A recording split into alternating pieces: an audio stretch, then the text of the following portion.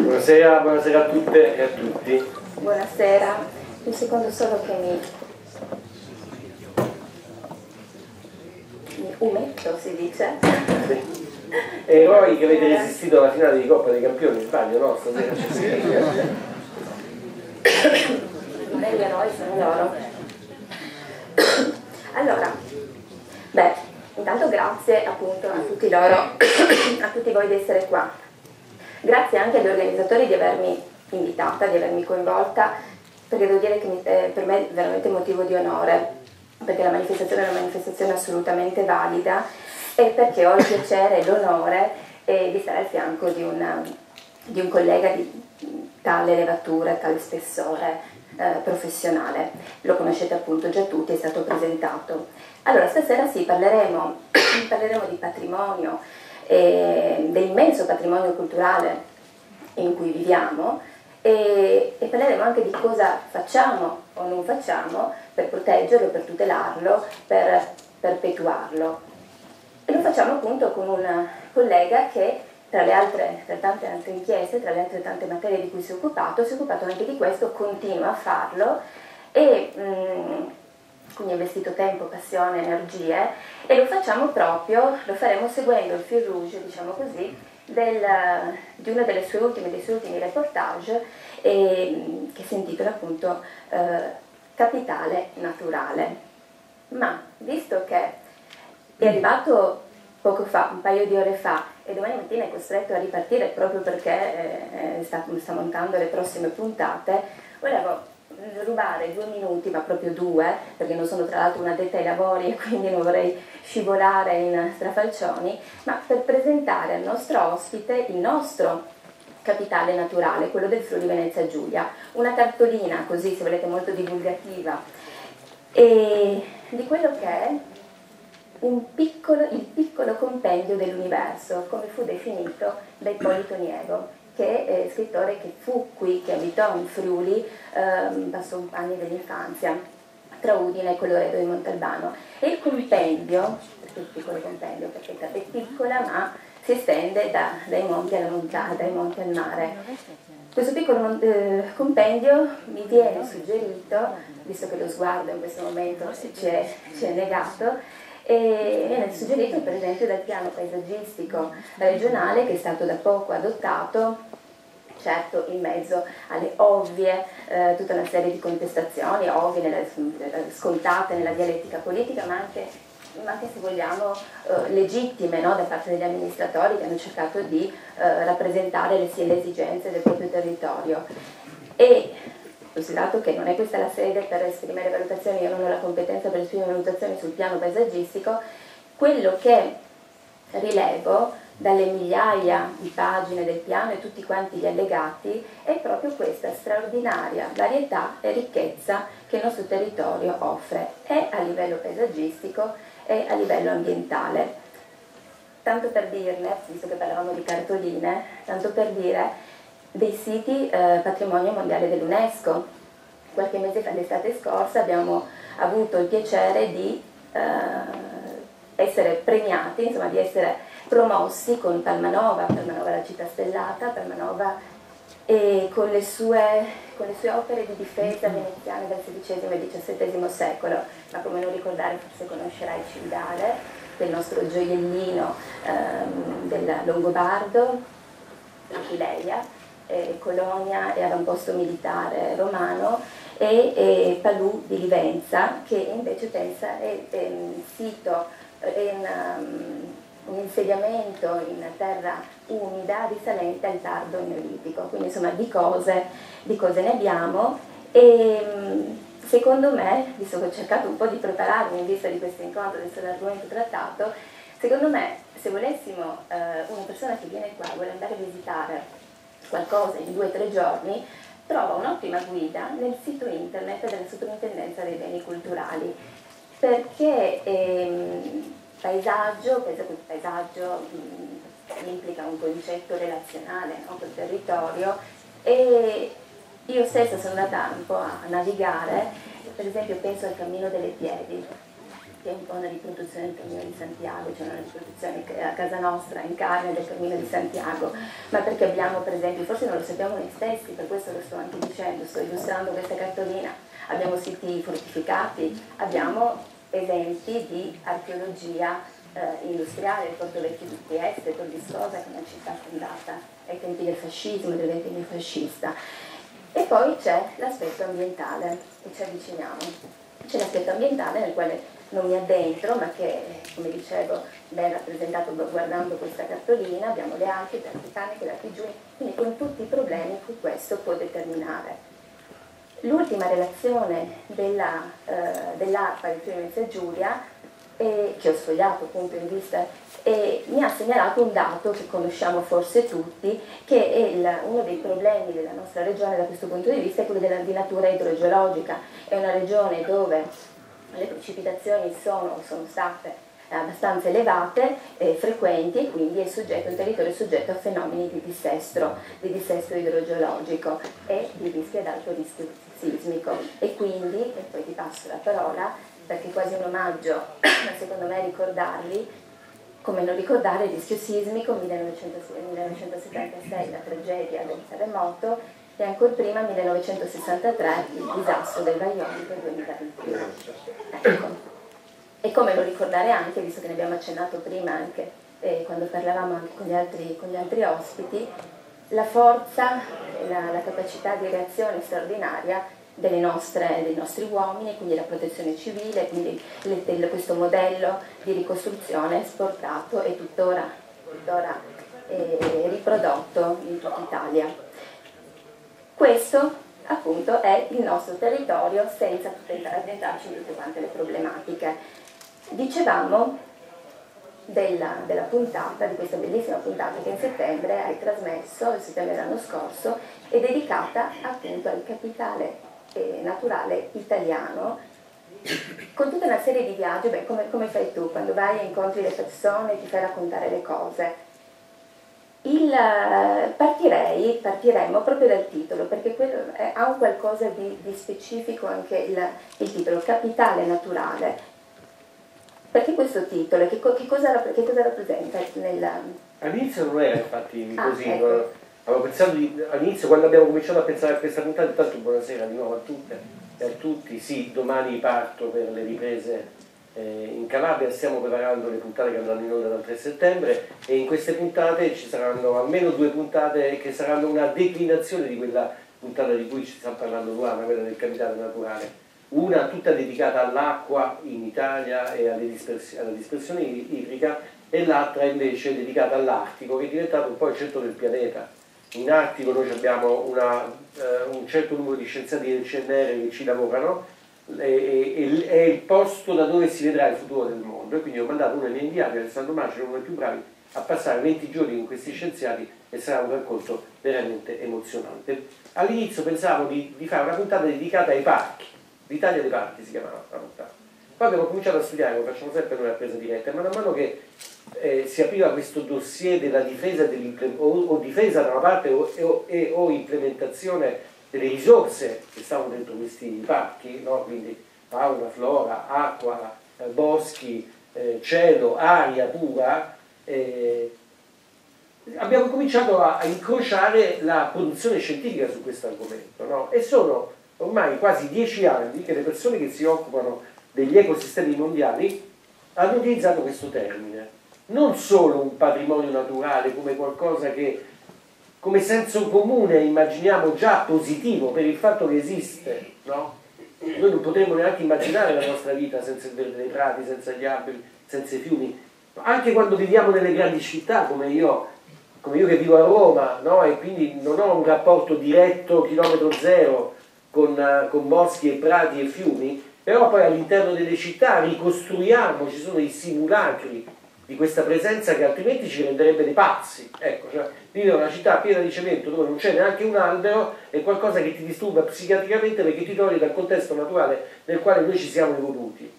Ma non è tanto e solo questo, quanto, e qui la letteratura scientifica è stata veramente interessante per noi e ci ha dato una chiave diversa per raccontare questo capitale naturale, quanto il fatto che questi ecosistemi sono direttamente e indirettamente capitale, come lo possono essere i grandi capitali finanziari che si muovono per il mondo intero, direttamente per i servizi ecosistemici immediati che forniscono alle persone che hanno la fortuna di vivere nei posti dove si produce la ricchezza del capitale naturale. E sto parlando dell'acqua che va nelle grandi città, cioè più chiaro di così si muove un ciclo, quello dell'acqua, per esempio, che nasce nei ghiacciai, che nasce nei laghi, che nasce nei fiumi, che nasce nelle falde di cui questo paese è così tanto ricco e che porta direttamente l'acqua dentro le case degli italiani, ma anche indirettamente gli ecosistemi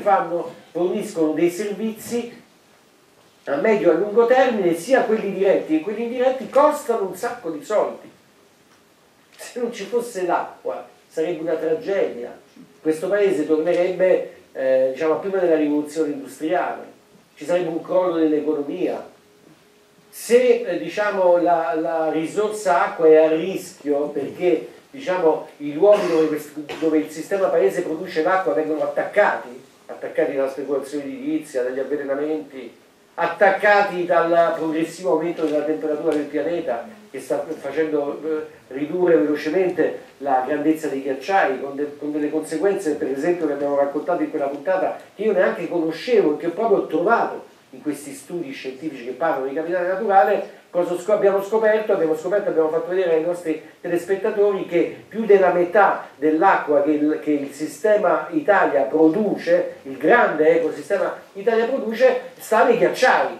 Quindi se i ghiacciai muoiono, e pare che debbano morire, così sono le previsioni degli scienziati, mi sembra entro il 2030, 2040 dovrebbero sparire quasi tutti i ghiacciai dell'arco alpino, se la temperatura continua ad essere alle condizioni date o continua ad aumentare, beh, se spariscono i ghiacciai sparisce la metà dell'acqua che questo paese utilizza.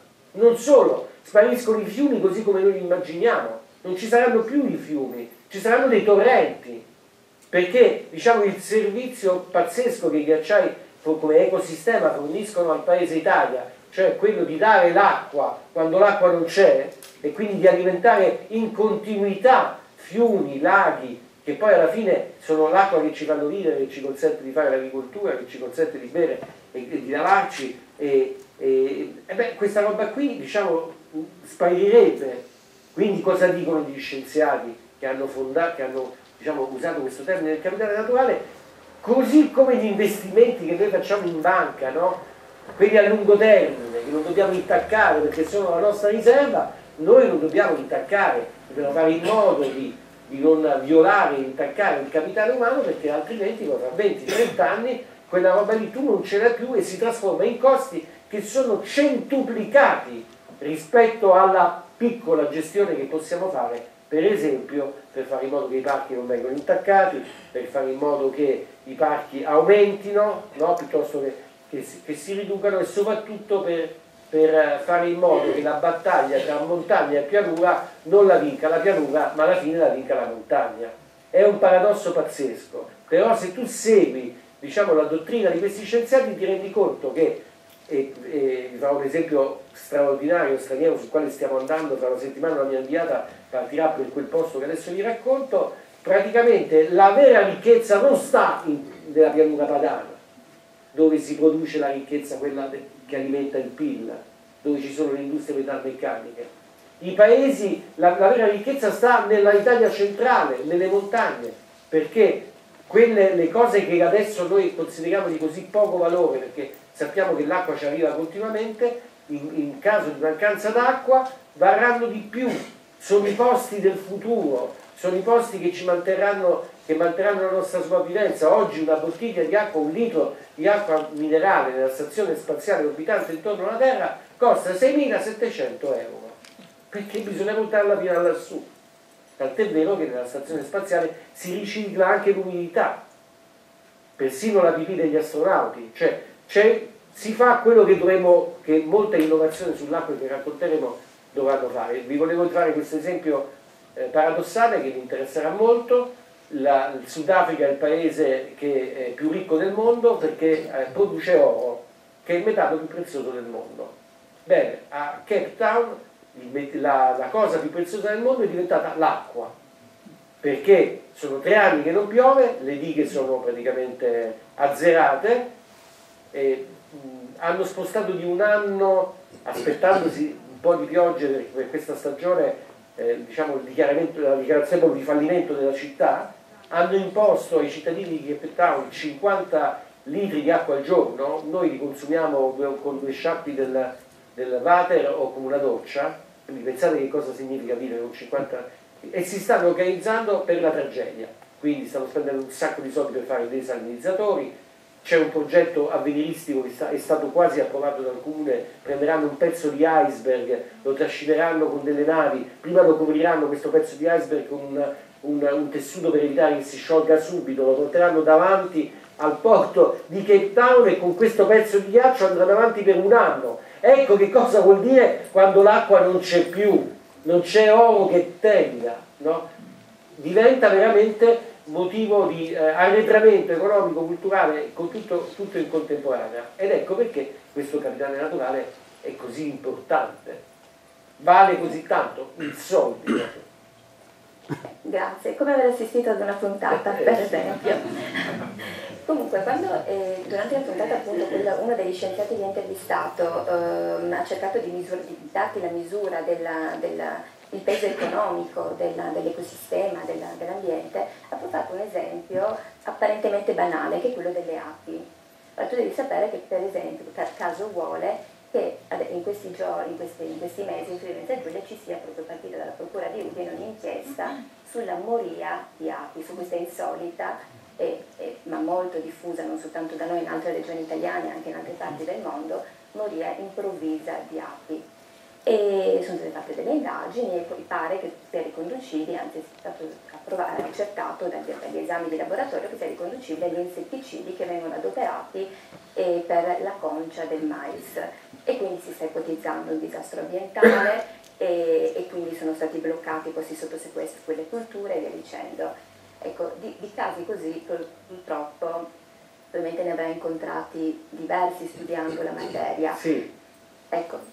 No, diciamo che il capitale naturale è continuamente attaccato e violato purtroppo in pianura e in montagna dappertutto, appena si può, e in tutte le forme possibili e immaginabili, prima fra tutte l'inquinamento, no? L'inquinamento delle nostre sorgenti di acqua, dei nostri fiumi è ancora al di sopra di quello che la media europea ci richiede, non dappertutto devo dire, però noi abbiamo attraversato l'Abruzzo, a cominciare dalle sorgenti del fiume Pescara che si trovano all'interno del Parco Nazionale d'Abruzzo, e l'inquinamento del fiume Pescara non è l'inquinamento solo della parte finale del fiume, quella che finisce dentro il mare, che sarebbe anche facilmente affrontabile, perché si tratterebbe di fare meglio la depurazione. Poi alla fine, cioè, diciamo, non è che mancano le tecnologie, anzi in questa puntata che manderemo in onda a settembre, lo devo ancora girare questa parte qui, però mi sono già messo d'accordo con questi del CNR che sono bravissimi, e mi porteranno a vedere 2 depuratori che loro hanno progettato e che sono già in funzione, hanno regalato, uno alla città di Bari, mi sembra l'altro alla città di Taranto, che addirittura non producono neanche fanghi, no? Quindi cioè su quel terreno lì c'è tantissima innovazione, ma c'è anche tantissima industria che aspetta solo il momento che si dia il via. Basta, si danza, si balla, si parte con un nuovo cantiere. Questo nuovo cantiere si chiama Cantiere Italia e serve a riconsegnare ai nostri figli un paese più pulito, e su questo cantiere facciamo girare un po' di soldi e un po' di buone competenze. Ci sarebbe lavoro per laureati, scienziati, geologi. Questo è, diciamo, è il cantiere più importante d'Italia. Quindi sicuramente c'è questo, come anche, diciamo, il difficile equilibrio fra l'industria, diciamo, chiamiamola quella dei grandi numeri, sia dell'allevamento che della produzione agricola, chiaramente su questo bisognerà trovare un compromesso, no? Perché cioè, noi non ci possiamo permettere la morte delle api per tanti buoni motivi, cioè perché ci salta proprio il meccanismo biologico dell'impollinazione, perché Einstein dicono che Einstein disse che lo spopolamento delle api è propedeutico, poi dopo la scomparsa delle api sarebbero rimasti 4 anni di vita all'uomo, proprio perché salterebbe la catena alimentare.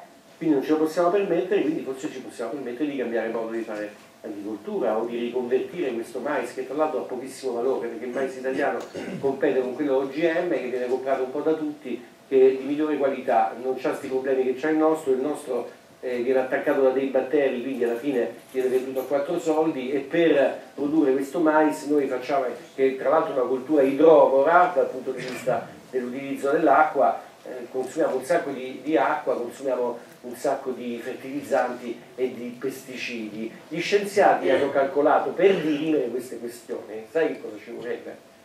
Ci vorrebbe appunto un po' di pensiero scientifico, e nessuno deve perdere in questa battaglia, tutti ci dobbiamo guadagnare.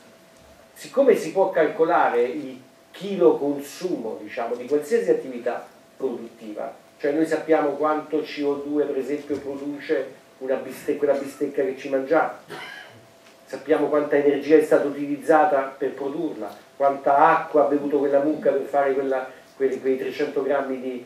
Si tratterebbe di mettere sulla bilancia e scegliere decisamente tutte le pratiche che diminuiscono l'impatto ambientale, diminuiscono la CO2, sono più sostenibili, perché così aiutiamo anche quei ghiacciai delle montagne a rimanere tali. Cioè, in realtà, a dirla proprio tutta, no?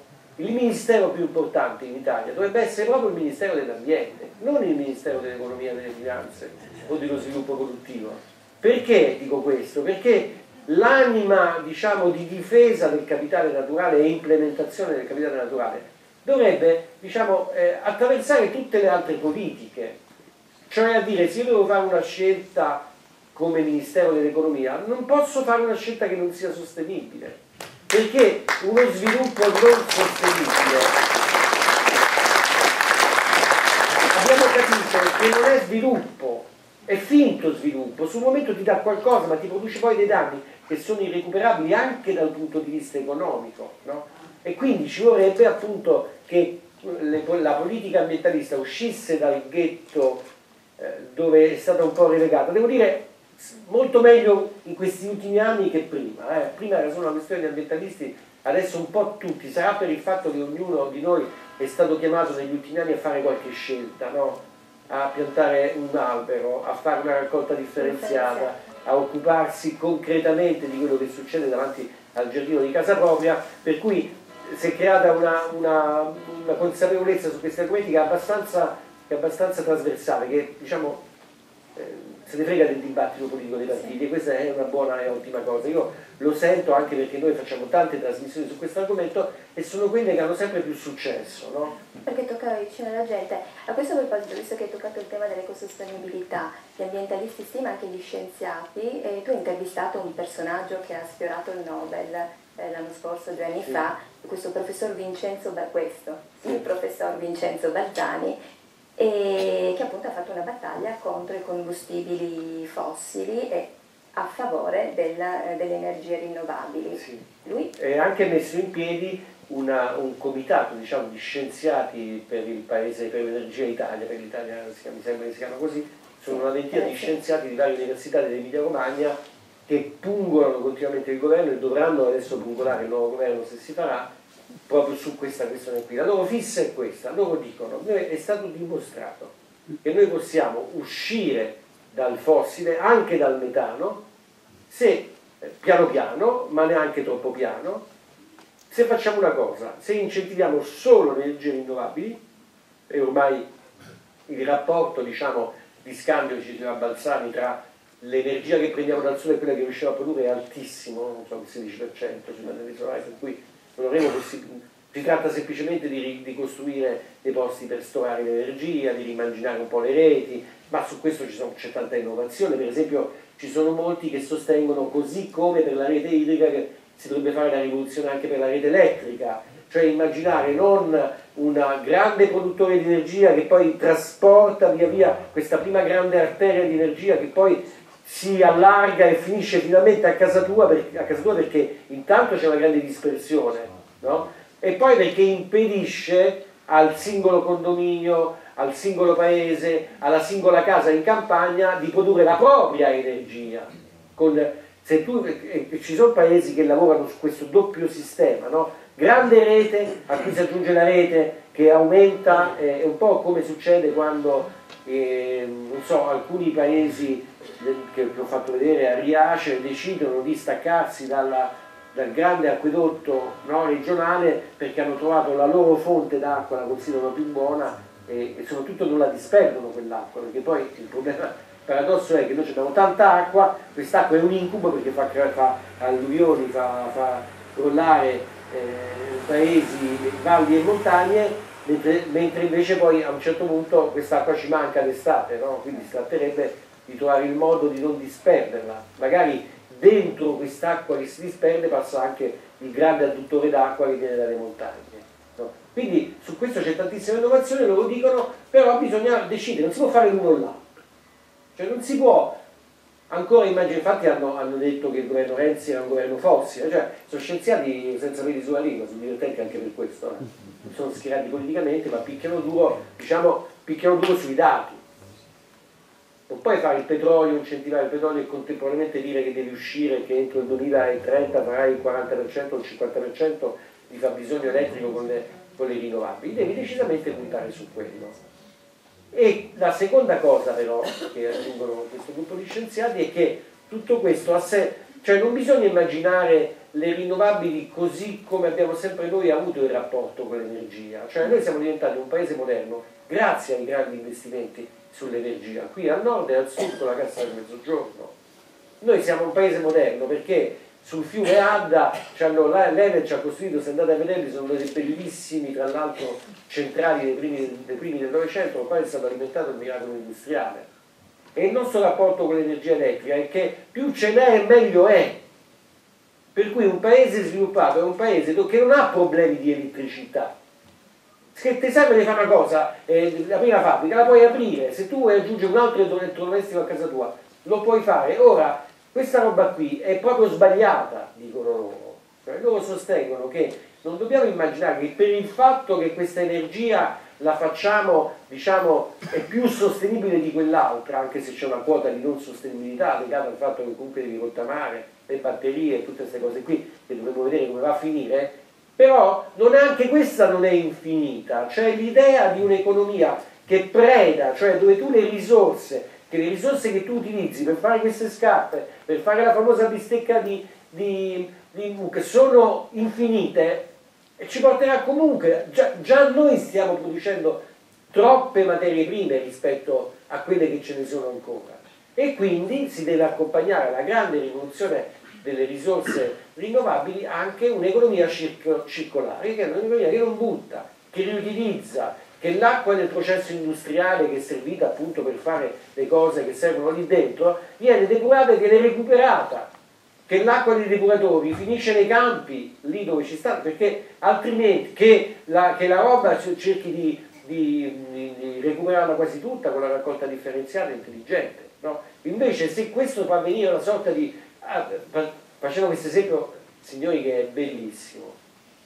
Allora, in Giappone adesso a un certo punto, posso sbagliare, ma a un certo punto si era creato a Tokyo, le macchine consumavano troppo e quindi c'era un inquinamento pazzesco, insomma alla fine credo che qui i giapponesi quasi tutti prendono la macchina elettrica. Hanno fatto uno studio e hanno scoperto che i giapponesi utilizzano di più la macchina di come la utilizzavano quando era con motore a scoppio, perché tu c'hai l'alibi, no? Dici, non produce, no?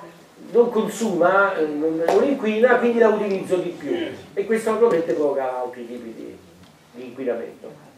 Ma futuro sostenibile. Parigi 2015 è stato firmato questo patto globale, no, sull'ambiente, che prevede, in vista dei cambiamenti climatici, prevede, no, di passare di 2 gradi centigradi almeno, sì, a partire dal 2020. Trump si è sfilato. Trump è una potenza, Trump insomma assorbe e consuma non poco, salvo adesso, ultimo mese scorso, tornare a dire ma forse ritratto però se si rifà questo patto. Beh, poi è l'ultima spiaggia, è l'ultima, la sua, no, la sua nostra, o la nostra, cioè questo patto, dopo i grandi fallimenti di Kyoto, ecco, e dell'altra riunione che si è fatta in Sudafrica, era, no? Questo diciamo, era l'unico che avesse, il primo direi, che si è posto un obiettivo concretissimo, un paletto, sì. il paletto di non far crescere la temperatura di oltre 2 gradi, sì. e ha messo in campo le condizioni attraverso le quali questo obiettivo potrebbe essere raggiunto. In una situazione già in extremis, con tutti gli scienziati, compresi quelli che abbiamo intervistato a Presetta, che dicono guardate che qui altro che l'emissione aumenta, guarda c'è un sito bellissimo, adesso non mi ricordo più come si chiama, forse Meter World, che misura il mondo nelle cifre, no? Voi lo accendete e c'è un rullo che va avanti velocissimo, questo che cos'è? È l'emissione di CO2 in questo momento, un altro rullo che va avanti velocissimo, questo cos'è? Sono i nati, ogni secondo le persone che nascono, ogni quelle che vogliono, capisci tutto lì, capito? Cioè, quindi loro dicono gli scienziati, guardate, dobbiamo fare in fretta perché così è quasi certo che i 2 gradi aumenteranno. E tutta la comunità scientifica internazionale questa volta, ma dopo ragazzi sono passati 15 anni da Kyoto, forse anche di più, 20 anni, ci sono stati 20 anni di studi scientifici, dibattiti ferocissimi, quella scienza è stata accusata di essere una scienza al servizio degli ambientalisti, poi finalmente hanno costruito un panel di scienziati che credo che sia di 5.000, 6.000 in tutto il mondo, che è quello diciamo, che conta nell'interpretazione dei dati del mondo, quella globale, no? E che quella che è stata oggetto di discussione a Parigi. Il fatto che gli Stati Uniti si sono sfilati è una mazzata, diciamo, intanto come credibilità politica a quel patto lì, perché se lo fanno gli Stati Uniti lo possono fare tanti altri, ma anche il segnale che non è una cosa seria, no? Perché che cosa c'è dietro il fatto, diciamo, l'accusa che Trump fa? È che quella roba lì è figlia del pensiero ambientalista che non corrisponde a verità e che danneggia sicuramente gli interessi degli americani, che sono legati al fatto di poter continuare a sfruttare le materie prime per produrre, no? Per produrre e vincere la battaglia commerciale del mondo. Ma questa è precisamente la teoria che è stata sconfitta con l'accordo di Parigi. Se volete, l'accordo di Parigi è più importante per lo spessore politico di quello che è stato detto che per le cose concrete che sono state messe in campo.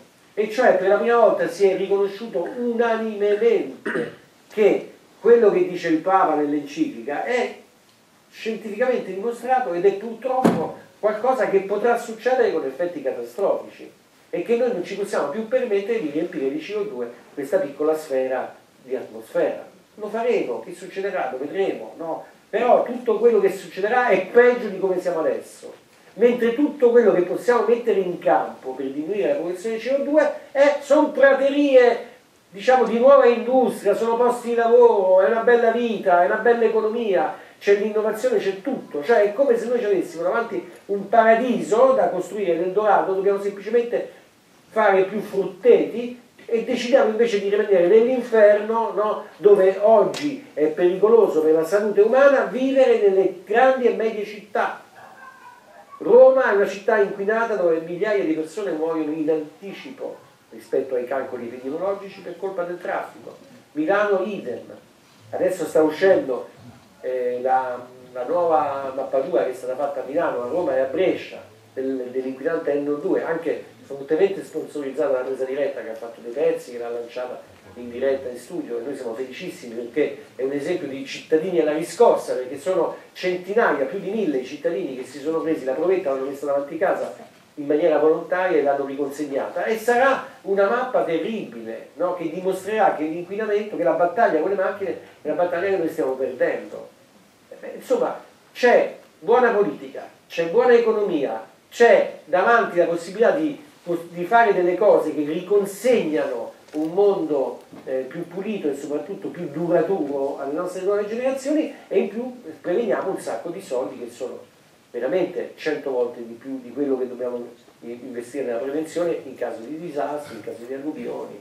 I calcoli sono terribili, cioè questo è un paese che spende ex post una buona fetta di bilancio, per non parlare dei danni permanenti. Io sono uno di quelli che per mestiere ha attraversato negli ultimi anni, ho cominciato da ragazzo insieme a Santoro per raccontare che cosa era diventato, che cosa c'era attorno al grande affare del terremoto del 1980, no? E molti si scordano che la Tangentopoli è nata lì, no? In quel verminaio, è lì che si è corrotta la Prima Repubblica, poi è stata scoperta a Milano, ma di recente con l'Aquila e con gli altri con gli altri terremoti, insomma lì ci sono, per quanto ce la vogliamo mettere tutta, immaginiamo pure un processo di ricostruzione un po' più veloce, no? E con meno, più pulito, più trasparente, ma lì sono delle zone che sono state disabitate, cioè ci sono danni, comunità che è difficile da ricostruire, cioè se all'Aquila avessero per esempio letto il rapporto Barberis e avessero adottato nei confronti degli edifici pubblici le normali cose di attività di prevenzione che consistono nel trasformare gli edifici pubblici in antisismici, non sarebbe stata distrutta la città. La prefettura sarebbe stata in piedi, gli uffici comunali potevano ricominciare il giorno dopo, la città pulsante con gli impiegati dello Stato stava lì, no? Questi danni che noi vediamo in questi paesi, no? Sono uno scandalo, sono una tragedia per le persone che sono lì, ma sono uno scandalo per noi. Ma com'è possibile che Amatrice, dopo il terremoto dell'Aquila, dopo le scosse di Rieti, com'è possibile che in zone classificate ad alto rischio sismico negli ultimi 20 anni non sia partita una campagna, non sia stata imposta una campagna di sistemazione di quelle case? Poi sai, Amatrice la ricostruisci, quando la ricostruite 10 anni dopo bisogna vedere chi c'è rimasto ancora, no? E quanti sono morti nel frattempo. Bisogna anche vedere se sono domande che rimarranno senza risposta o se avranno anche una risposta giudiziaria. Ma no, non c'è nessuna risposta giudiziaria, perché lì ci sta la malamministrazione generalizzata, no? Il disinteresse totale. Io l'ho seguita, diciamo, la storia del rapporto Barberis. Il rapporto Barberis, che se vi ricordate, è stato, credo, a capo della protezione civile, uno dei tecnici più importanti che abbiamo nel nostro paese, un ingegnere. Beh, in Italia, non mi ricordo se quanti anni fa, vulcanologo, non so quanti anni fa, fece una delle cose che, bellissima, che costò un sacco di soldi e che ancora è considerato il presidio scientifico più importante di conoscenza dei tessuti urbani delle regioni a rischio sismico. Cioè ha fatto una classifica di tutti gli edifici pubblici delle regioni a rischio, ma vi rendete conto? Infatti sono 10 volumi così, io ce l'ho in redazione, non si capiva neanche più che fine avevano fatto. Questi volumi raccontano, per esempio, gli raccontavano che la prefettura sarebbe cascata subito, alla prima scossa, no? E questo arriva fino a Reggio Calabria, fino a Messina, a Trapani. Bene, non so, mi sembra che più del 60%, in alcune zone anche l'80% di questi edifici pubblici, cioè ospedali, comuni, posti, università, posti che se ti crollano addosso nell'ora giusta fanno migliaia di morti, bene, non sono sicuri in caso di scossa. E che succede? Niente. Io quando sono andato dopo il terremoto dell'Aquila mi sono anche un po' divertito, perché sono andato nelle amministrazioni, nei sindaci, dicevo, ma voi non c'è questo rapporto Barberis che lo utilizzate, lo mettete lì sulla porta per evitare quando ci sta il vento che la porta sbatta, no? A quella roba lì non ha fatto, che ancora adesso è una Bibbia, non ha fatto seguito alcun tipo di intervento, diciamo, generale. I buoni propositi finalmente, no, del piano del cantiere Italia varato da Renzi sono ancora buoni propositi, ma quella è la strada, cioè la strada di un grande cantiere dove intanto mettiamo a posto gli edifici pubblici delle zone a rischio, ma se scoppia, chi si assume la responsabilità di città come Reggio Calabria? Ma voi l'avete vista Reggio Calabria? Io ci lavoro da anni, da quando ero un giovane inviato di Scherzantonio, andava lì a ogni omicidio di 'ndrangheta.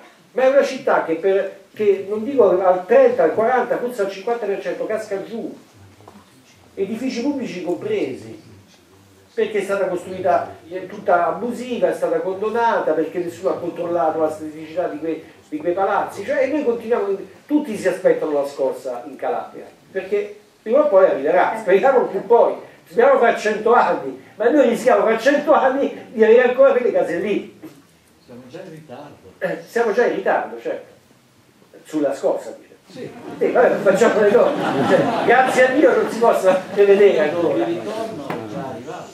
Poi c'è un'altra emergenza, se vuoi, spicciola, se vogliamo, rispetto ma alla quale tu dedichi ampio spazio anche nella puntata, che è quella degli incendi. Si avvicina l'estate e al di là del fatto, al di là del problema chi appicca, cosa, quanto e perché, c'è il problema proprio del costo, di quanto male fa ai boschi, quanto male fa alla fauna e alla flora, e a questo anche è dedicato ampio risalto perché è un problema. Perché, sai perché? Anche questo l'abbiamo, diciamo, enfatizzato, perché l'abbiamo trovato in questi studi sul capitale naturale. Tra gli ecosistemi più produttivi che noi abbiamo nel nostro paese, cioè quelli che producono più soldi ogni secondo che passa, sono proprio quelli, le foreste. Perché? Perché abbattono del 20 e del 30% CO2, cioè prendono il CO2 e lo trasformano. Se il calcolo che è stato fatto, se dovesse sparire, grazie a Dio no, una grande parte, diciamo, di questo nostro prezioso capitale naturale, la nostra bolletta di CO2, sarebbe perfino impossibile rientrare nei parametri di Parigi. Quindi ogni volta che un albero brucia si ferma un essere vivente che ci sta aiutando a non emettere più CO2 e che lo fa in continuo per sempre e ogni volta con la stessa forza. Ecco perché tutti sostengono che le foreste, diciamo, il valore delle foreste è molto più alto se la lasci vivere che se la tagli, perché è una risorsa naturalmente anche la foresta per essere mantenuta va tagliata, cioè ci sono tante tecniche, va sfoltita e quel legno non lo vendi sul mercato. Ecco, il valore del un ettaro di quel legno lì è 100 volte di meno rispetto al valore di CO2 assorbito che quel nettaro se lo lasci vivere, se lasci gli alberi vivere e non li tagli. Quello che è successo da noi è che c'è stato il combinato disposto di siccità e fuoco, no? Per cui gli alberi hanno bruciato molto, la terra non pioveva da parecchio tempo. Tra l'altro gli incendi in genere ci sono proprio a settembre-ottobre, no? Proprio secco secco. No? E poi c'è stata la concomitanza, forse, noi in quel momento lì mentre stavamo girando tutto stava succedendo e quindi io nonostante mi fossero arrivati diversi input, non ho approfondito la cosa, forse adesso l'avrebbe fatto. C'è stata in concomitanza anche la morte del Corpo Forestale dello Stato, che è stato acquisito dai Carabinieri con una perdita di know-how, una perdita di personale sul territorio e questo forse ha diciamo, contribuito a che gli incendi non venissero fermati subito prima. Io ho tanti testimoni che mi hanno raccontato che l'incendio era partito ma ancora non arrivava nessuno, no? Perché arrivano quando l'incendio è già troppo grande. Naturalmente non ci sta solo il CO2, ci sono milioni di insetti che muoiono e milioni di specialità di fauna e insomma si impoverisce e oltretutto diciamo, riconsegna per parecchi anni un terreno che è molto friabile, che non viene più tenuto dalle radici, dove l'acqua se ne va via, cioè insomma dentro il sistema forestale, sopra e sotto la terra, c'è anche diciamo, il modo per conservare quell'acqua preziosa che ci arriva dalle montagne. Io sono stato nelle foreste del Casettinese e vi invito tutti ad andarci, non sapevo neanche che esistessero. Sono andato lì perché sapevo che c'era una parte di foresta non toccata con alberi di 500 anni e ho toccato con mano che cosa significa, diciamo, come queste piante riescono a trattenere l'acqua. La trattengono proprio fisicamente con queste microdighe che sono queste radici espanse, orizzontali e verticali, che mantengono il terreno, dentro il terreno c'è l'acqua non se ne va. E infatti queste foreste anche d'estate sono piene d'acqua. Cioè quest'acqua che viene continuamente rilasciata, che è la nostra forza. Tra l'altro siamo molto... dovremmo essere contenti di vivere in Italia, oltre ad essere un paese bellissimo, è un paese che per la latitudine sud in cui si trova ha tutta l'acqua del mondo. Paesi della stessa latitudine come la Spagna, il Portogallo, per non parlare del Nord Africa, ci sono i deserti che avanzano, no? Invece noi di acqua ce l'abbiamo veramente tanta. Dice acqua, mi viene in mente un esempio, si legge vede tanto più spesso anche sulla stampa nazionale il problema dei mari di plastica. C'è un nostro conterraneo che ha fatto un bellissimo documentario tra l'altro un attivista di Sea Shepherd, che illustra, lui ha ripercorso il corso, ha seguito il corso dei fiumi fino al mare, e fotografando, quindi documentando tutti i pezzi di plastica, tutti i rifiuti che vengono, lo scempio che vengono abbandonati. È impressionante, infatti. Abbiamo fatto anche noi una puntata dedicata che si chiamava Salviamo il mare, che cominciava, come si chiamano quelle isole bellissime dove vanno tutti, le Maldive, no? perché c'è un'isola nuova, le Maldive, che sono i rifiuti, l'abbiamo fatta vedere, e abbiamo fatto vedere come disperde la plastica. È un raccoglitore di rifiuti. La cosa impressionante soprattutto della plastica è che si diventano le microparticelle, quindi un plankton di plastica di cui il mare è già pieno e che poi gli scienziati del CNR trovano anche nello stomaco dei pesci. Di recente ho parlato sempre con il CNR che si occupa di queste cose. Non lo sapevo, ma l'Italia è l'unico paese d'Europa che ha imposto ai produttori di creme di non utilizzare le microplastiche, quindi credo che dal 2019 e dal 2020 in Italia non potranno più essere vendute le creme che hanno la microplastica. Io ho detto, ma perché dentro la crema c'è la microplastica? La microplastica sta dappertutto, la microplastica sta nel cemento, sta in tantissimi altri prodotti, quindi io credo che sì, da una parte bisogna evitare che la bottiglia di plastica finisca in mare, no? Questo però è abbastanza semplice. L'altra partita che bisogna fare però è di imporre alle case produttrici di fare i loro prodotti senza le microplastiche dentro, perché queste poi inevitabilmente si disperdono in acqua, no? Come è il caso della crema. E questa è stata una vittoria che ha ottenuto lo Stato italiano, il governo italiano, nei confronti dei produttori di creme, che potrà secondo me essere replicata anche nel resto dell'Europa.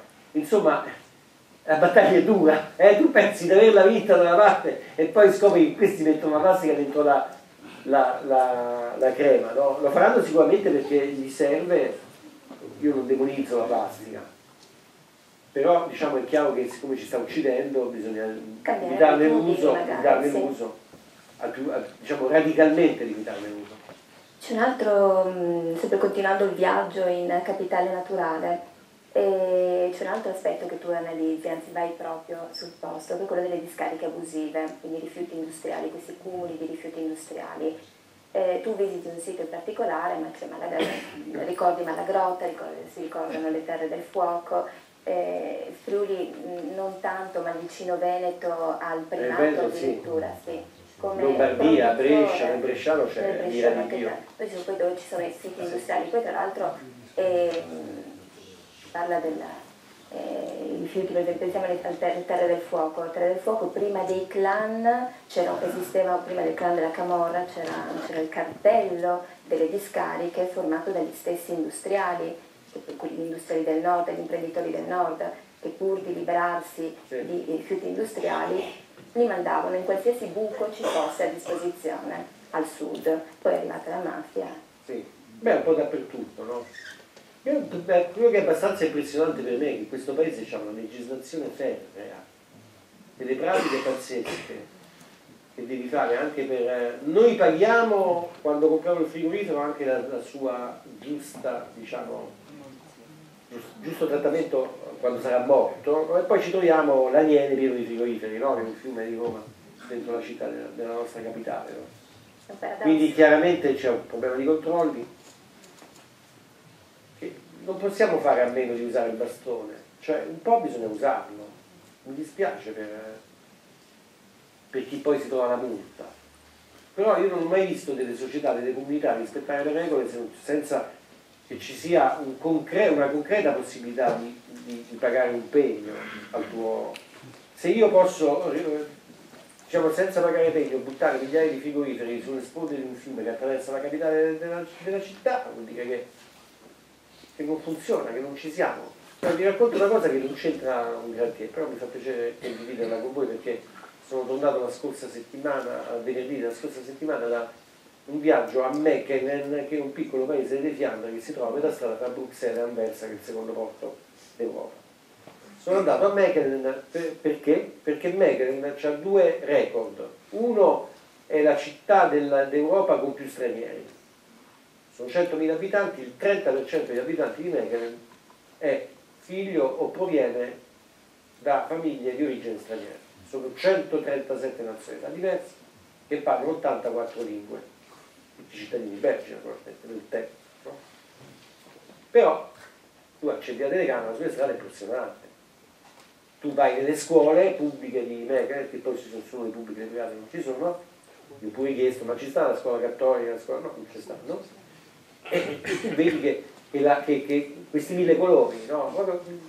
È una fotografia, la fotografia, ecco, se tu la fotografia di Mechelen dei primi del Novecento è la fotografia di persone bionde o al massimo con i capelli rossi e con chiari. La fotografia di adesso è la fotografia dell'arcobaleno. Il secondo record di Mechelen, certificato da think tank, premi internazionali e dai dati forniti dalla giustizia belga, è che Mechelen è la città più sicura di tutto il Belgio.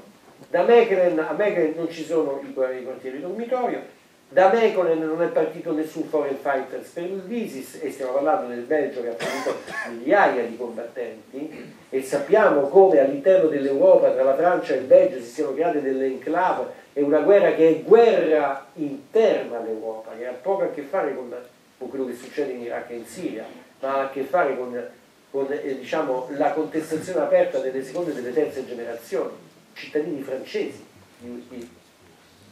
A Mechelen sono diminuiti dell'84% tutti i tipi di reati, scitti, eccetera, e Mechelen 20 anni fa era considerata la Chicago del Belgio. Allora, sono tutte cose bellissime, dici, ma fammi andare a vedere come sono riusciti a trasformare la Chicago del Belgio in un posto in cui ci sono tantissimi stranieri, ma si vive meglio che a Bruxelles o che a Mersa. Beh, insomma, lì c'è la carota, ma c'è anche il bastone.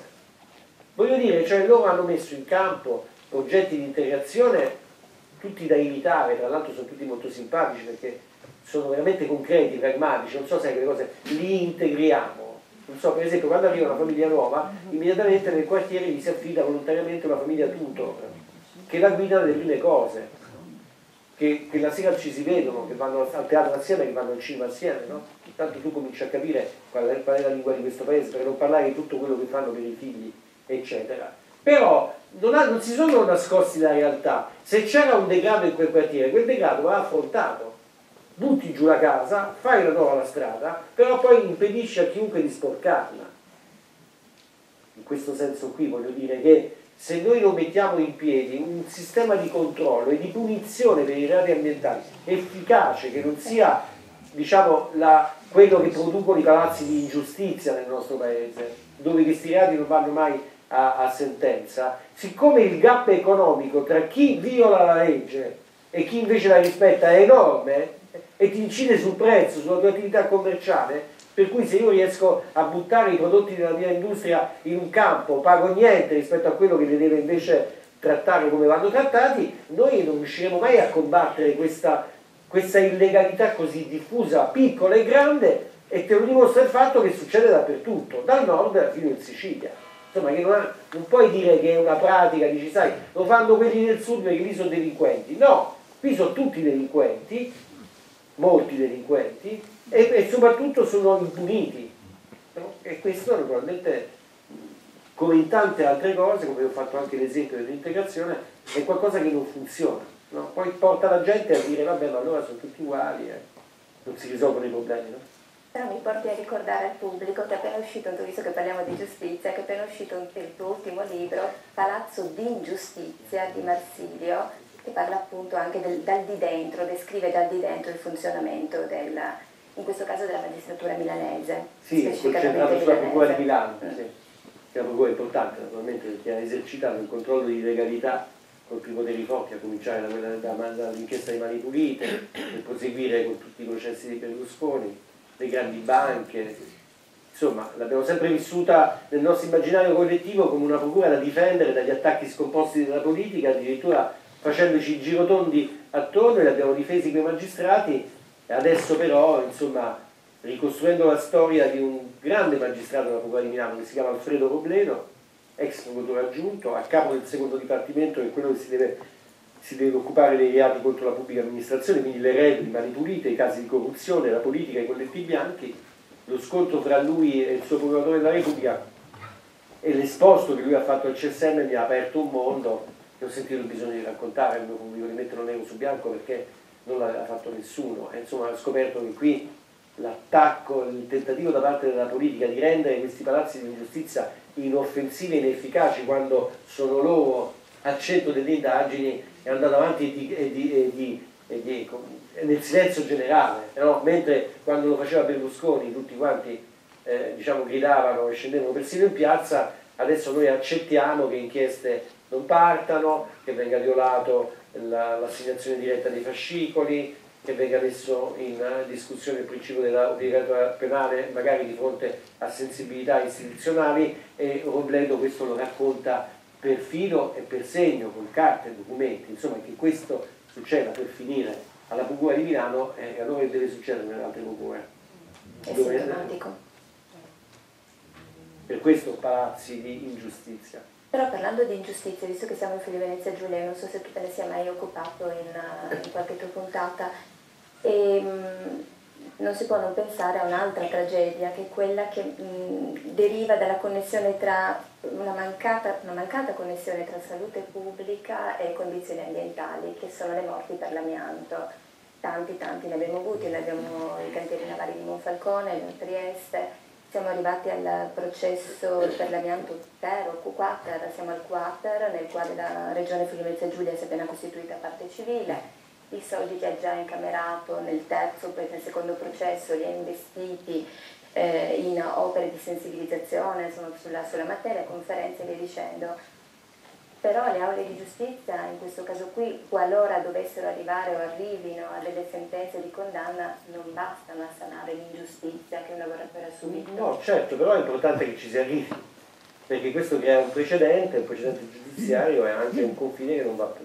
Le tragedie sono tragedie, no? Non possiamo riportare in vita i tanti operai morti da Casale Monferrato fino a Monfalcone, perché esposti all'amianto già quando si sapeva che questa esposizione poteva essere molto pericolosa. Così come non possiamo riportare in vita i tanti operai che sono morti di tumore perché esposti al PCB a Brescia, quando già si sapeva che il PCB era fortemente cancerogeno, no? Al punto che hanno consentito a Brescia di rilasciarlo direttamente nelle rogge, e oggi Brescia, tutta la città di Brescia, è uno dei siti più inquinati del mondo del PCB. Però possiamo fare in modo che intanto che qualcuno si carichi sulle spalle i costi della bonifica, ma che non si faccia mai più, no? Invece il fatto che non si riesca mai a ottenere per tempo giustizia, come dimostra la scandalosa soluzione di Casale Monferrato, insomma c'è qualcosa che non va. Io insomma un po' mi sono reso conto, perché l'abbiamo fatto tante volte con i miei colleghi, abbiamo messo al centro il sistema della giustizia, no? Siamo entrati dentro i tribunali, quante volte mi avete visto fare questi pezzi, no? Che tu entravi dentro, quello ti diceva ah, qui c'è i fascicoli, qui abbiamo l'arretrato di 2000 cose, qui ci manca il cancelliere, qui non c'è la digitalizzazione, qui se la notifica non arriva all'imputato bisogna rifare il processo da capo, no? Sono meccanismi da terzo mondo, oppure con i palazzi di giustizia che crollano, che noi abbiamo raccontato, ma non basta questo per spiegare perché la politica non sia intervenuta e non abbia reso questa macchina più fluida con semplici interventi alla portata di tutti, come può essere la digitalizzazione di tutto il sistema, che risolverebbe il 30 e il 40% delle prescrizioni, no? Perché è chiaro che se io sono un avvocato e ho l'obbligo di avere, diciamo, l'indirizzo di elettronica, di firma elettronica nel mio computer, quando mi arriva la notifica che, punto, se tu non ti presenti è un problema tuo, no? Cioè io vado avanti col processo, no? Mentre da noi siamo ancora al sistema dell'800 che il postino deve montare la notifica dentro casa, e se tu non la ricevi questa notifica perché nel frattempo hai cambiato casa, il processo salta. Il Casa Monica, per esempio, a Roma, l'ha fatto vedere Federica Angeli l'altra volta su Repubblica TV, è divertentissimo. Le ville di Casa Monica non hanno numero civico, così quando deve arrivare la notifica per un processo eccetera, non sanno a chi darla questa notifica, e loro possono dimostrare di non averla ricevuta. Allora, naturalmente, siccome queste sono cose facilmente irrisolvibili, se non si risolvono è perché in questo paese è più importante l'impunità, è più importante avere sempre in mano tutti i meccanismi, tutti i tools che servono a chi li sa usare per scampare, diciamo, al processo, non difendendosi del processo, ma letteralmente scamparla. Nel libro io racconto, insieme alle parole di Robledo, grazie ai documenti che Robledo mi ha fornito e alle ricostruzioni giornalistiche sui casi più importanti, come tra i più importanti presidenti di banche, imprenditori, politici eccetera, siano riusciti regolarmente a scamparla alla procura di Milano. Magari nel primo grado venivano condannati, no? Ma poi dopo partivano tutte delle operazioni pazzesche per questi processi non si facevano mai. E alla fine, quando si facevano, le prove magari erano talmente sbiadite che ottenevano da giudici compiacenti anche l'assoluzione. Ma in generale sempre per prescrizione. Allora, mettere le mani su questi meccanismi qui, questo sì che significherebbe dare un po' di legalità a questo paese, dare più forza a quella scritta che campeggia in tutte le aule del tribunale, la legge è uguale per tutti. Per esempio in Francia solo il 40% dei primi gradi finisce in secondo grado. Nel sistema anglosassone non si va proprio in secondo grado, no? Perché il meccanismo con cui scamparla sia nel penale che nel civile è questo, primo, secondo e terzo grado, punto. È lì che tu vinci la battaglia. Bene, perché? In Francia no? Perché se tu fai un appello temerario, cioè lo fai solo per prendere tempo, ti hanno beccato con le mani nella marmellata, ti hanno condannato giustamente perché non sei stato capace di difenderti, perché i fatti sono stati dimostrati come veri, tu fai appello, se il secondo grado scopre che tu l'hai fatto, che tu eri colpevole, ti prendi più anni di galera, oppure paghi di più nel civile. E questo è un deterrente contro le cause temerarie, cioè contro le cause di chi non c'ha nulla da perdere se non di dilatare i tempi del processo, perché naturalmente durante la dilatazione dei tempi del processo non finisci in galera, aumentano le possibilità di prescrizione, aumenta la discrezionalità, sono tante le persone che intervengono, ma ci vuole poco perché un processo magari slitti di un anno, no? E tu non potrai mai dire che quella persona che te l'ha fatto slittare è un corrotto oppure no. Però è chiaro in una situazione del genere dove lavori sul filo del rasoio, per esempio il caso Mills, ve lo ricordate, l'avvocato, il famoso avvocato inglese che aveva costruito per Fininvest e poi per Mediaset tutto il sistema di società offshore grazie alle quali il nostro ex presidente del Consiglio Silvio Berlusconi ha potuto portare all'estero centinaia di milioni di euro con i quali ha inquinato la vita democratica di questo paese, un personaggio importantissimo del jet set internazionale, la cui moglie era ministro del governo Blair, considerato l'uomo chiave di tutti i rapporti tra il Libano, anche per quanto riguarda il trasferimento delle armi, un genio del male, ma molto intelligente. Robledo l'ha incastrato, Robledo insieme a De Pasquale. Robledo e De Pasquale sono stati anche gli unici che sono riusciti a far condannare Berlusconi poi anche in definitiva per i diritti Mediaset, no? Bene, incastrano sto Mills, trovano le prove, lui confessa, eccetera. Primo grado si prende i suoi anni. Qual era la colpa di Mills? Che era andato a testimoniare per All Liberian e per i diritti Mediaset a Milano e aveva detto il falso. In cambio di questo Berlusconi gli aveva dato 80 milioni di euro, o di dollari, non mi ricordo, o 300, non mi ricordo più quanti erano, e c'era una carta in cui, questa è bellissima, anche i grandi cadono sulle tasse, no? Come Al Capone. Cioè che succede? Il commercialista si trova questi 300.000 euro, adesso mi ricordo più quanti erano, 800.000 euro in più, e chiede a Mills, ma questi come li devo giustificare? E lui gli manda una lettera scritta in cui dice, scusi, questi sono i soldi che mi ha dato il mister Berlusconi in più perché io al processo ho detto il falso.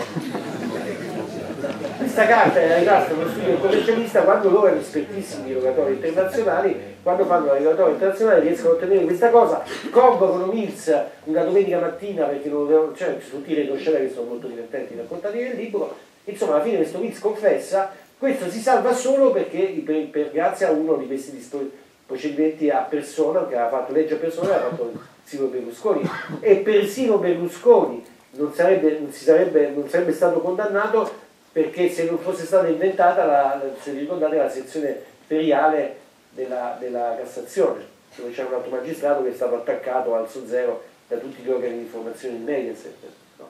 Però questo appunto è un paese che se va avanti così, cioè se non si pone limite all'abuso del secondo e del terzo grado, se non si velocizzano i processi, che è costruito per non produrre mai giustizia, perché non possiamo dire che è giustizia quella che colpisce lo spacciatore all'ultimo istante e scatta con una mannaia dei processi per direttissima, in un paese dove ci stanno il 60% di prescrizioni e i colletti bianchi non vanno mai in carcere. Cioè io non sono uno che immagino che debba scattare la mannaia, manco mi interessa che vadano in carcere, mi interessa che vengano puniti in qualche maniera perché non si ripetano più, mentre invece i nostri personaggi che attraversano questi processi sono ancora lì, che fanno economia, che fanno politica, perché nessuno ha certificato mai la loro, che ha mai condannato per quello che hanno fatto. Quindi un sistema così alimenta l'illegalità diffusa. Capirai poi se si tratta di reati ambientali, che una volta erano persino di difficile definizione giuridica, adesso lo sono un po' di più, però chiaramente non è come uccidere una persona, no? Mentre invece in realtà le uccide tanto.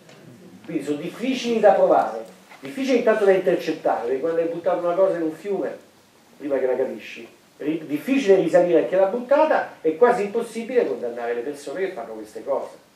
Insomma, c'è margine, no? Per fare un po' meglio. Che dite?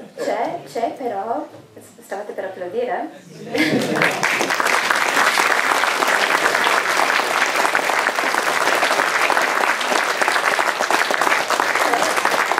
Però in un incontro recente che ho fatto, una conferenza molto interessante con il PM Nordio, Carlo Nordio Veneto, adesso in pensione, quindi ancora più sciolto nella possibilità di parlare, lui si parlava di riforma del processo penale e lui è stato presidente di una commissione all'epoca del centrodestra, del governo del centrodestra, poi però o ha partecipato, comunque ha relazionato anche nel poi successivo governo di centrosinistra.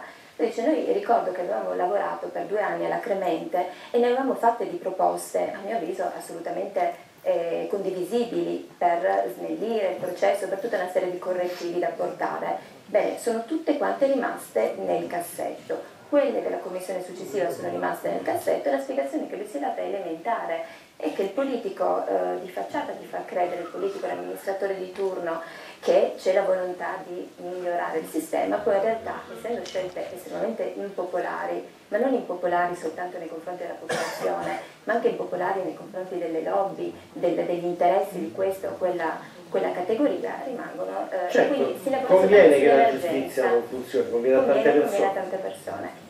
Io direi che ci avviamo a conclusione, forse magari c'è infatti. Anzi, lasciamo prima lo spazio al pubblico, se c'è qualche domanda. Ma io volevo ringraziarti per gli accenni che hai fatto all'energia e al fatto che ci può essere un'altra forma di energia meno diciamo governata dai potentati e meno tutelata dalle scorte mediatiche. Ok. Avrei una precisazione, per favore, domande sintetiche. Sì, meno legate alle scorte mediatiche che li sostengono.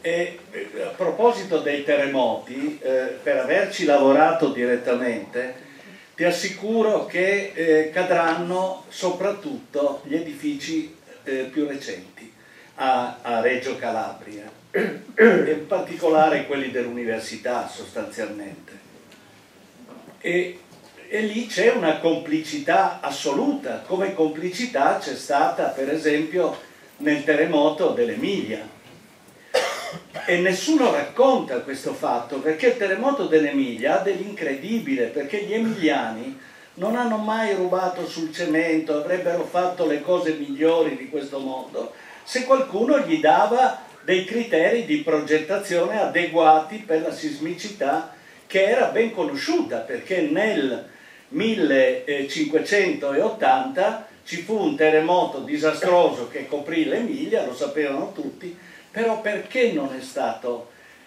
diramato una zonizzazione adeguata? Lo sai perché? Perché si dovevano fare le 3-4 centrali nucleari lungo il Po e questo non poteva essere utilizzato, questo dato, proprio per non limitare la progettazione, lo dico perché ci ho partecipato finché me ne sono andato, a questa progettazione. Cioè dietro c'è sempre uno scenario di illegalità nella nostra, compreso nella nostra regione. Hai citato benissimo il caso di Milano, ma ti voglio citare per esempio arcinoto alla stampa locale che non ne parla, le denunce ripetute per disastro ambientale sul fiume Isonzo che sono sparite letteralmente dal tavolo di Pignatone per ben 6 mesi per andare direttamente nelle mani degli accusati. Ora, queste sono cose che premono su di noi in maniera assolutamente indecorosa, in maniera assolutamente, come dire, anche tale da non aiutarci ad alzare la testa. Grazie. Proseguiamo, facciamo altre domande? Altre domande? Qualcuno? Sì, prima parlavi di sostenibilità. Il nostro articolo 9 proprio è una colonna su cui poggia la sostenibilità, intesa come preoccuparci anche di lasciare qualcosa ai nostri figli, alle generazioni future, ecco, perché altrimenti se lasciamo, oltre che debiti, perché molte volte anche grosse manifestazioni, pensiamo a Torino, Roma, stanno ancora pagando i debiti di Olimpiadi, delle celebrazioni dell'Unità d'Italia o altro. Ecco, quindi abbiamo questa responsabilità nei confronti dei viventi, ma anche di altre creature, diciamo, no? Per cui pensiamo anche agli animali, quantomeno al loro rispetto, se non proprio possiamo parlare di dignità. Ecco, quindi c'è questo aspetto di non consumare tutte le risorse che abbiamo, di improntare un po' la nostra vita a una certa sobrietà, per cui anche termini che sembrano provocatori, tipo decrescita, ecco, potrebbero voler dire facciamo decrescere gli sprechi. Lei parlava prima delle perdite, delle falle che presentano le conduzioni, le tubature per quanto riguarda gli acquedotti o altro. Cerchiamo di contenere tutto quello che è il consumo, perché pensiamo che ogni anno diminuisce sempre più quello che si avvicina, quella che è la data in cui si rigenerano le risorse dell'anno. Ecco, se una volta si parlava di ottobre o di fine dell'anno, adesso si arriva ai primi di agosto. Questo per dire che c'è questo trend negativo. Ecco, per cui non è il caso forse di riflettere e cercare di imporci come prassi l'andare verso un'economia, lei diceva, circolare, quindi che non sia quella lineare che vede la miniera e poi la discarica, ma che ci sia quella anche che ci consente di riutilizzare e di reimpiegare le risorse. Grazie. Qua avevo visto.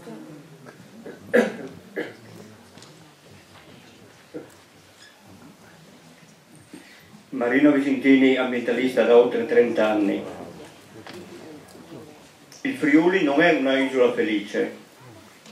Vado subito alla domanda, perché disastri in Friuli ce ne sono tanti, sono nascosti oppure vengono tenuti nascosti, perché c'è un grosso interesse politico, amministrativo o del mondo economico o altro, perché, e quindi cosa fare per far emergere questi problemi? Perché si preferisce, con tutto il rispetto, le aziende serie, però ci sono tante che si comportano male, inquinano, perché poi il business è poi anche nelle bonifiche, perché il futuro del business dell'ambiente è poi andare a bonificare i disastri magari fatti dagli scusi. Abbiamo qualche altra domanda? Qualcuno? C'è qualcuno che vuole fare qualche domanda? Qua. Sperando che il nostro ospite ci dia qualche messaggio di speranza, come è abituato a fare nelle sue inchieste, ti chiedo questa cosa.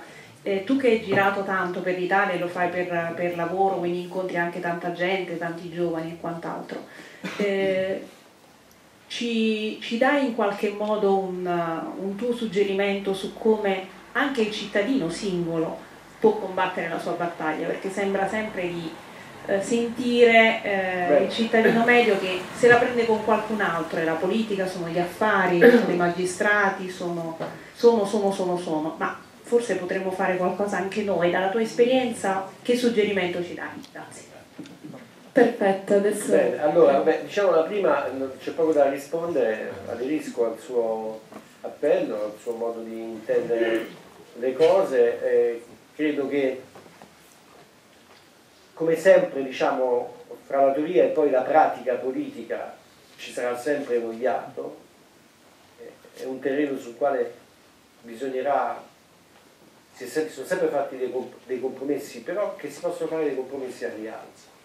Io sono convinto che l'opinione pubblica di questo Paese è pronta, diciamo, a fare un patto virtuoso con la politica, anche a rinunciare a qualcosa, a entrare, come dicevi adesso, no? Cioè, c'è tanto bisogno di protagonismo, lo vediamo ogni volta che c'è qualcosa che i cittadini possono fare, immediatamente la fanno su quel terreno lì. Vi ricordate quanto era più semplice buttare tutta l'immondizia e poter arrivare a prendere sotto casa, no? Adesso c'è quasi la gioia di fare una cosa che ti rompe più le scatole, ma che tu vedi contribuisce a fare in modo che le strade non siano piene di immondizia. È un po' l'effetto Mechelen. Se una città è più bella, se l'aria è più pulita, io non lo sporco, non disturbo quell'aria, no? Divento anche orgoglioso di quel posto che ho costruito con una misura migliore, no? Quindi veramente vedo delle praterie da questo punto di vista. E questa è una parte della risposta all'ultima domanda, sulla quale però tornerò con qualche esempio più preciso. Sostenibilità, sobrietà, economia circolare sono tutte cose che una sostengono l'altra, no? La sostenibilità è diventato, diciamo, un mantra che vale per qualsiasi tipo di attività umana, per cui qualcosa che non è sostenibile, perché la devo fare se so che non è sostenibile, no? Magari è sostenibile adesso, nel medio termine però già diventerà un problema, quindi valutare sempre la sostenibilità, e ci sono dei criteri che fanno.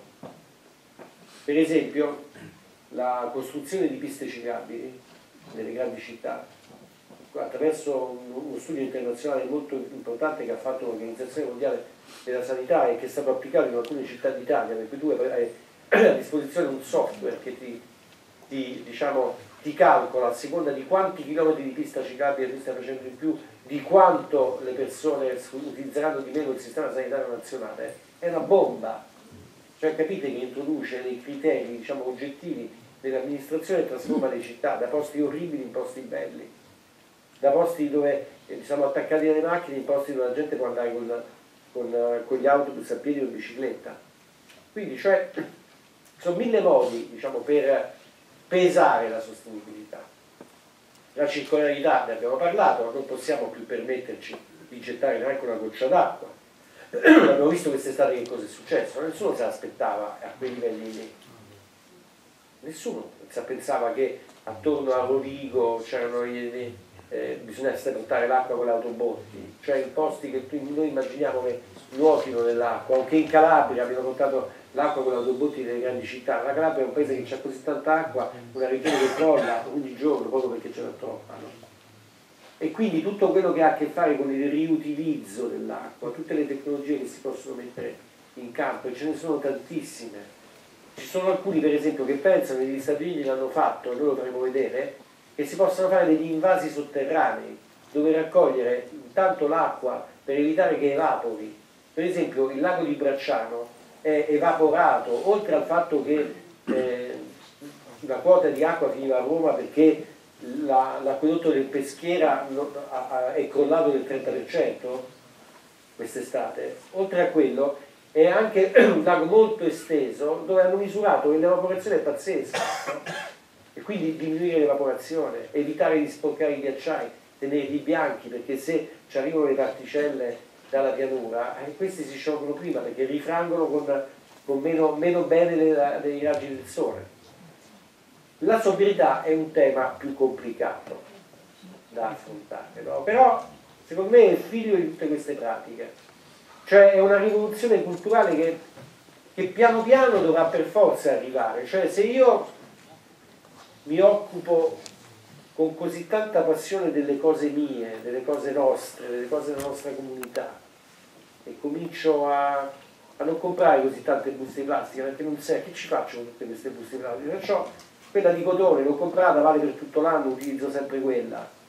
Se io faccio queste pratiche qui, in questo momento già sto producendo meno immondizia, sto evitando CO2 nell'atmosfera, sto diventando sobrio io, la mia famiglia, perché insegno questo anche ai miei figli, no? Ed è giusta, la sobrietà è giusta, lo dicevo, non è che per il fatto che avremo l'energia rinnovabile usciamo con la Ferrari sempre per andare a portare i figli a scuola anche se c'è la batteria elettrica, capito? E poi la batteria elettrica bisognerà portarla in qualche discarica prima o poi. Quindi credo che siano elementi che facciano parte di questa rivoluzione epocale che è già avvenuta in tante parti del mondo, che sta dando soddisfazione a molte persone e che è una strada pazzesca anche per la nuova ripresa economica di questo paese. Infine i cittadini alla riscossa. Io sono talmente convinto di quello che mi hai detto tu che mi sono inventato una puntata così che si chiamerà appunto Cittadini alla riscossa. Non so se riesco a mandarla in onda in questa prima serie di settembre, che abbiamo 7 puntate, o in quella di gennaio che ne avremo 9, ma sicuramente avrà il suo bel posto in prima serata nel palmarès delle puntate più simpatiche di Presa Diretta, più positive di presa diretta, di quelle che ne esci fuori e dici ah, allora si può fare, perché c'è un esempio enorme di cittadini che affrontano problemi enormi e li risolvono, a cominciare di quelli che si sono ripresi le fabbriche in mano dopo il 2008 e che adesso vanno bene, ma non sono degli eroi, o quel gruppo di centinaia di cittadini romani che hanno adottato delle piazze e che nell'abbandono più totale purtroppo della nostra disgraziatissima capitale, dovuta al default di bilancio e alla mala amministrazione di prima, di adesso e di dopo, dalle quali non riusciamo a uscire, siamo in mezzo alle buche, bene, questi sono riusciti a far rivivere strade, città, farle rivivere veramente, a metterle a posto, così come ci sono i tanti cittadini che lavorano sul tema dell'ambiente, eccetera, no? E poi c'è un altro fatto, che su questo terreno qui anche la politica, quando è virtuosa, non so come dire, conquista valore aggiunto, autorevolezza, credibilità tra la gente. Gli amministratori, per esempio, che negli ultimi 10 anni hanno puntato sulla mobilità sostenibile nelle grandi città, medie, piccole, e adesso hanno quei risultati pazzeschi come nel caso della città di Bolzano, un posto dove andare in bicicletta d'inverno immagino richieda un certo coraggio e ardimento, e dove sono più quelli che si muovono in bicicletta piuttosto che quelli che sono più quelli che vanno in bicicletta piuttosto che quelli che vanno in macchina, o come la città di Pesaro, che 1 su 3 vanno in bicicletta al 30%, hanno costruito, hanno trasformato la faccia delle loro città. Tu quando costruisci un ponte solo pedociclabile e immagini che ci passino 1000 persone all'anno, nello spazio di pochi mesi ce ne passano 4000. Sono investimenti, tra i pochi investimenti che producono domanda, cambiano la faccia della città, e poi sarà difficile per altri sindaci che arrivano in quelle città fare una politica anti-bicicletta. Una volta che questo è diventato il modo in cui queste città si muovono, come vediamo quando andiamo all'estero, Mechelen è uno di questi esempi, Copenaghen è uno di questi esempi, cioè in fondo queste politiche qui portano avanti la politica stessa, no? Così tanto politica odiata politica, si prende una legittimazione talmente forte che poi diventerà difficile tornare indietro al Medioevo, quando dentro la città di Bolzano era diventato un grande parcheggio e tutti potevano entrare dentro le piazze storiche d'Italia, no? Ma anche l'astensionismo che si presenta a ogni consultazione è un indicatore di dissenso dei cittadini alla riscossa. Sì. Bene, quindi c'è tanto spazio, possiamo divertirci, possiamo cambiare questo paese. Io invito sempre tutti a essere ottimisti e a pensare politicamente alle cose. Grazie a tutti. Vediamo il 3 settembre, lunedì, prima serata sulle